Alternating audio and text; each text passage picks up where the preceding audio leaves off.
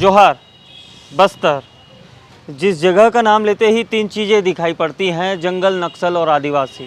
दिल्ली और रायपुर के स्टूडियो में बैठकर पीछे खून के लाल धब्बे वाले बैकग्राउंड लगाकर हम बस्तर दिखाते हैं और फिर वही बस्तर लोगों के दिमाग में जा बैठता है। इससे फ़र्क क्या पड़ता है, किसे फ़र्क पड़ता है? इससे फ़र्क पड़ता है बस्तर को, क्योंकि उसकी खूबसूरती को आप दूर बैठकर जज कर लेते हैं कि उसमें कितने दाग हैं। फ़र्क पड़ता है यहाँ के विकास के रास्ते पर, क्योंकि कोई भी यहाँ काम नहीं करना चाहेगा। इसलिए बस्तर को जानने हम खुद बस्तर पहुँचे हैं। बस्तर के बारे में हम आपको नहीं, यहाँ के लोग आपको बताएंगे जो यहाँ के बासिंदे हैं। उन्हीं की जुबानी जानेंगे कैसा है उनका बस्तर, कैसा है हमारा बस्तर। इन दिनों बस्तर में चल रहा है एक अभियान, नाम है मलेरिया मुक्त बस्तर। बस हम इसी को कवर करने पहुँचे हैं। मलेरिया मुक्त बस्तर अभियान का यह दूसरा चरण चल रहा है। नई सरकार आने के बाद इसे शुरू किया गया था। साथियों, बस्तर में जितने लोग नक्सली वारदातों का शिकार नहीं होते, उससे कहीं ज़्यादा मलेरिया का शिकार हो जाते हैं, जिसमें हमारे जवान भी शामिल हैं। मलेरिया का पीक लेवल होता है जनवरी, जुलाई और नवंबर महीने में, और प्रदेश के 72% केसेस सिर्फ बस्तर से आते हैं। इसलिए अभियान की शुरुआत भी इसी रेंज से की गई है। बस्तर ज़िले में 4 ब्लॉक हैं, बास्तानार, दरभा, लोहांडीगुड़ा, नानगुर। आज हम पहुंचे हैं लोहांडीगुड़ा क्षेत्र में, जहां के पहुंच विहीन क्षेत्र आपको लेकर चलेंगे, जहां जाने के लिए सड़क भी नहीं है। जंगलों के छाँव में बसे उन गाँव के नाम हैं धर्माबेड़ा, कोंडनार, अमलीधार, जिन जगहों में हम आपको लेकर चलेंगे। अभी जिस जगह पर हम खड़े हैं, ये लोहांडीगुड़ा का स्वास्थ्य केंद्र है। यहाँ से हम डॉक्टर्स और स्वास्थ्य की टीम के साथ जंगलों की ओर बढ़ेंगे। हमारे साथ होंगे बस्तर के मलेरिया अधिकारी श्याम सुंदर टेकाम जी और उनकी टीम, जो हमें और आपको मलेरिया मुक्त बस्तर अभियान से रूबरू कराएंगे।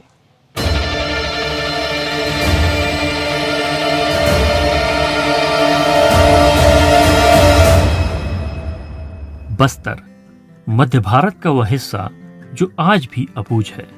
शायद इसीलिए इन जंगलों का नाम आदिकाल से ही अबूझ माड़ है। तोपचंद की टीम आज यहाँ पहुंची है देखने बस्तर के हालात और समझने सरकारी दावों और जमीनी हकीकत के फर्क को।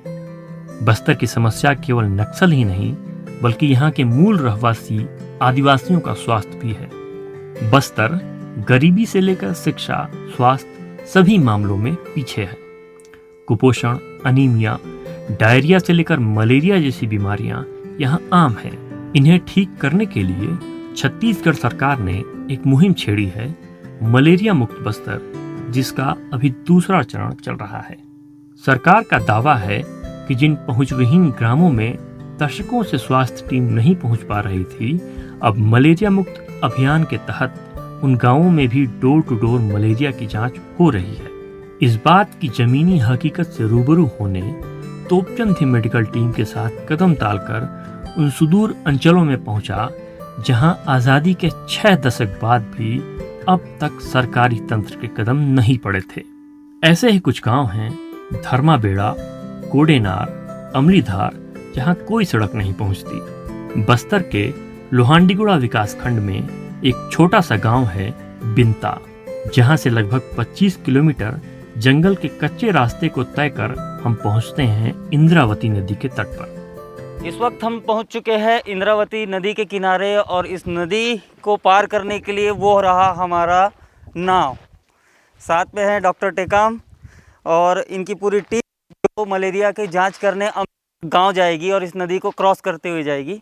तो चलिए देखते हैं कि किस प्रकार हमारे डॉक्टर्स की टीम इतनी मेहनत करके, इन कठिन रास्तों को गुजर करके उन गांव तक पहुंचती है जहां मेडिकल टीम अब तक नहीं पहुंच सकती थी। वहां जा कर के मलेरिया की जांच कर रही है। तो चलिए देखेंगे कि किस प्रकार पूरा का पूरा ये प्रोसेस पूरा किया जाता है।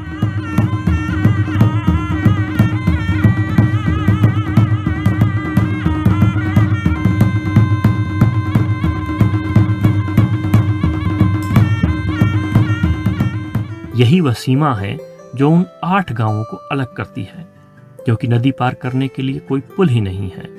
और बता दें, नदी उस पार वोटों की नहीं, बंदूकों की सरकार चलती है। लिहाजा स्वास्थ्य विभाग और तोपचंद की टीम को नदी पार कर 8 किलोमीटर पैदल ही धर्माबेड़ा अमलीधार पहुंचना होगा। वहां ग्रामीणों की मलेरिया जांच कर सूरज डूबने से पहले वापस लौट आना होगा, क्योंकि दिन ढलने के बाद इन जंगलों की कहानी कुछ और ही हो जाती है। सर ये बताइए, हम लोग तो शहर में रहने वालों की आदत अब ख़राब हो चुकी है, इंडियन टॉयलेट में बैठने की रही नहीं, तो आधा घंटा नाव में बैठना थोड़ा मुश्किल रहा। आपके लिए ये एक्सपीरियंस कैसा रहा? अब ये मेरे लिए खैर सेकंड टाइम था, अच्छा अच्छा। तो भी अब बढ़िया रहा मेरे लिए भी, हाँ, क्योंकि ऐसा हम लोग तो कंटिन्यू आते नहीं हैं। अब वहाँ CSC ड्यूटी में रहते हैं। हाँ अब कभी कभार फील्ड का होता है, जी जी। तो एक्सपीरियंस काफ़ी अच्छा रहा ये। हाँ। अच्छा, आज से 2-4 साल पहले जब मलेरिया के केसेस बहुत ज़्यादा होते थे, मौतें भी देखने को मिलती थी बस्तर क्षेत्र में, उस दौरान कैसे कवर किया जाता था? वो पुराना दौर क्या था?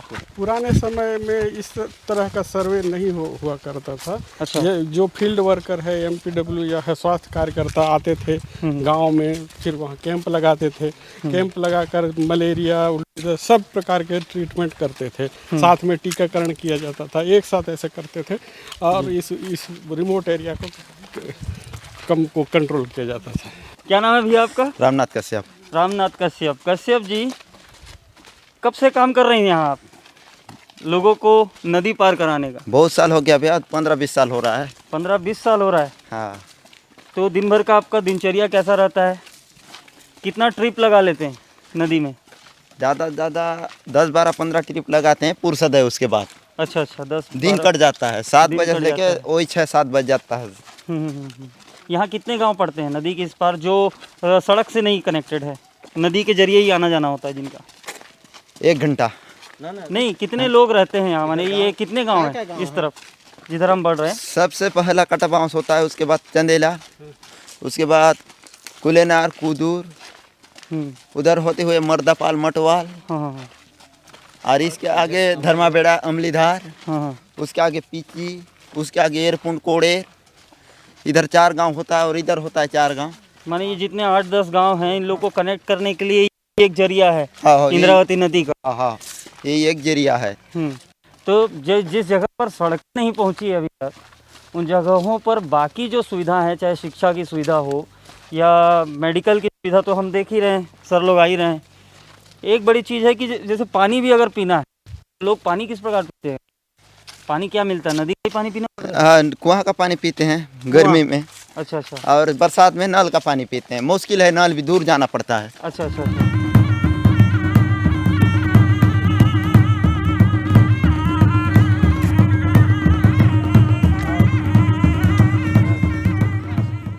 रमनाबाई इन 8 गांवों की मितानिन हैं।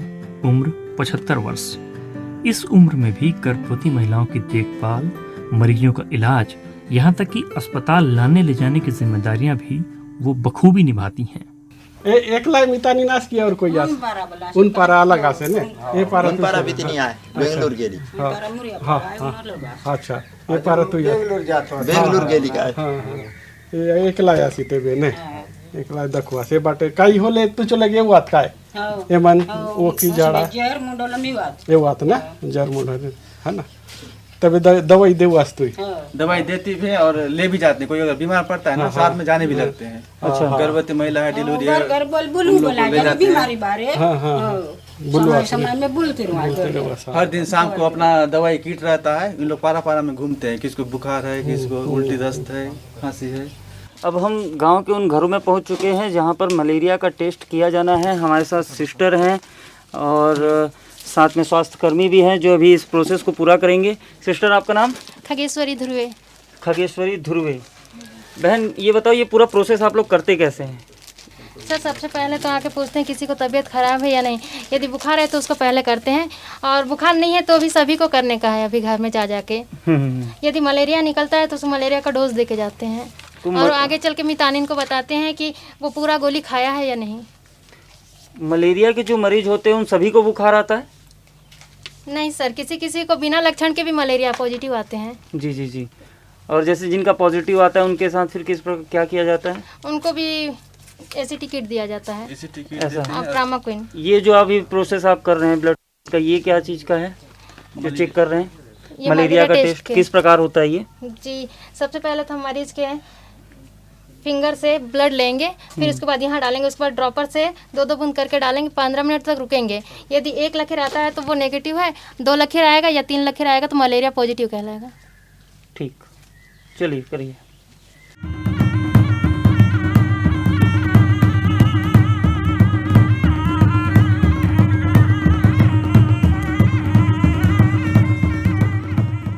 ये तो हो गया टेस्ट का तरीका। अब जानते हैं कि इनका रजिस्ट्रेशन किस प्रकार से होता है, किस प्रकार से जो घरों में जा करके मलेरिया का टेस्ट करता है उनकी रजिस्ट्रेशन किस प्रकार से करते हैं। सर आपका नाम? संतोष पानीग्राही सर। संतोष पाणीग्राही। संतोष भाई आप बताइए, आप क्या कर रहे हैं रजिस्टर में? रजिस्ट्रेशन में हम लोग सबका घर के पूरे लोगों का सबसे पहले नाम ले लेते हैं, सभी लोगों का।